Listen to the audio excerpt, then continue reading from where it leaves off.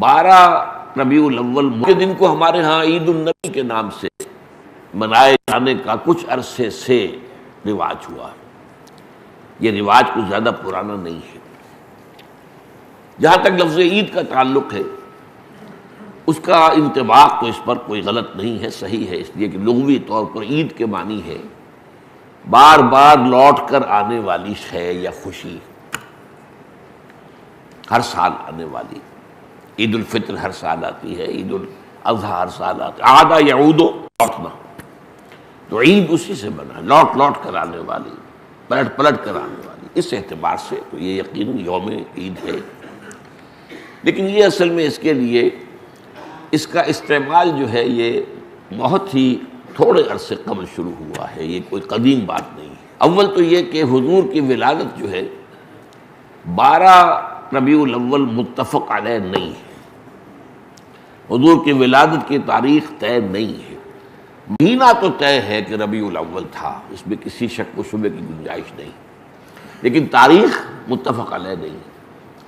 بلکہ میرے نزدیک اس سلسلے میں قاضی سلیمان سلمان منصور پوری رحمۃ اللہ علیہ، جو ایک بڑی عظیم کتاب کے مصنف ہیں، اگرچہ وہ اتنی مشہور نہیں ہو سکی جتنے کہ مولانا شبلی کی رحمۃ للعالمین مشہور ہوئی ہے، لیکن بہت سے اعتبارات سے مولانا شبلی کی کتاب سے وہ بہت بڑھتر ہے، بہت اونچی ہے۔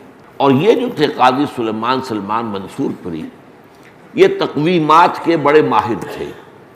گرگری کیلنڈر جو ہے، جو کرسچن کیلنڈر ہے، اس کو بھی خوب جانتے تھے، اور یہ جو قمری کیلنڈر ہے اس سے بھی خوب واقف تھے، ہندی کیلنڈر سے بھی پوری طرح واقف تھے، اسی طریقے سے یہودیوں کے کیلنڈر سے بھی پوری طرح واقف تھے۔ تو اس میدان میں ان کا خاص چونکہ ایک معاملہ تھا، تو انہوں نے طے کیا ہے یہ، اور میں اسی سے متفق ہوں، کہ حضور کی تاریخ پیدائش 9 ربیع الاول تھی۔ البتہ آپ کی تاریخ وفات متفق علیہ ہے 12 ربیع الاول۔ 12 ربیع الاول اصل میں حضور کے انتقال کا دن ہے، اور یہ مجھے تو یاد ہے اپنے بچپن کے اندر، ابھی میرا بچپن جو ہے کوئی 100 سال 200 سال پرانا تو نہیں ہے، یوں سمجھیے کہ پاکستان کے قیام سے پہلے تک یہ ہمارے ہاں 12 وفات کے طور پر منایا جاتا تھا۔ اس کا نام ہی تھا 12 وفات، 12 وفات، 12 ربیع الاول جو حضور کا یوم وفات ہے۔ اس میں کوئی جشن کا تصور نہیں تھا، کوئی دھوم دھڑکا نہیں تھا، کوئی جلوس نہیں تھے۔ ہاں ضرور ہے کہ کبھی جلسے ہو جاتے تھے، کوئی میلاد کی محفلیں ہوتی تھیں، لیکن میلاد کی محفلیں جو ہیں وہ صرف یوم ولادت کو نہیں ہوتی تھی، وہ تو گویا کہ ہمارے ہاں کی ایک تہذیب کا ایک جز بن گیا تھا، خاص طور پر خواتین کے لیے، اور وہ تعلیم بالغہ کا ایک اچھا ذریعہ تھا۔ تو اس دن کیا کرتے تھے کہ کھانا پکا کر بڑے پیمانے پر غریبوں کو کھلایا جاتا تھا، بس یہ اس کی ایک جو تھی وہ صورت تھی۔ باقی یہ کہ اس کے علاوہ کوئی دھوم دھڑکا اور کوئی اس کو عید قرار دینا جو ہے وہ موجود نہیں تھا۔ اس اعتبار سے غور کیا جائے تو ہمارے لیے ان چیزوں میں سوچنے کا ایک ہے، مقام ہے کہ کچھ چیزیں، البتہ یہ کہا گیا ہے، میں اس پہ یقین سے نہیں کہہ سکتا، کہ اس کی جو ایجاد کی گئی ہے عید میلاد النبی کی حیثیت سے، ان کے موجد جو ہے مولانا احمد رضا خان بریلوی ہے۔ اس کی وجہ کیا تھی؟ اس وقت جو ہے شیعہ سنی کچھ معاملہ مسابقت کا شدت اختیار کر گیا تھا۔ انہوں نے محسوس کیا کہ یہ شیعوں نے جو یہ محرم اور اس کے تعزیوں کا معاملہ شروع کر رکھا، اس سے سنی عوام بھی بے انتہا متاثر ہوتے ہیں۔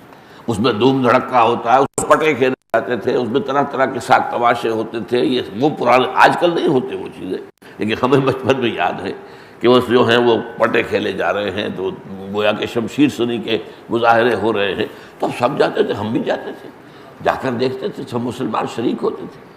اب اس ضمن میں جو بھی کچھ بیان کیا جاتا تھا وہ اس کا ظاہر بات ہے کہ ہمارے ذہنوں پر، ہمارے تحت الشعور پر اثر پڑ رہا تھا۔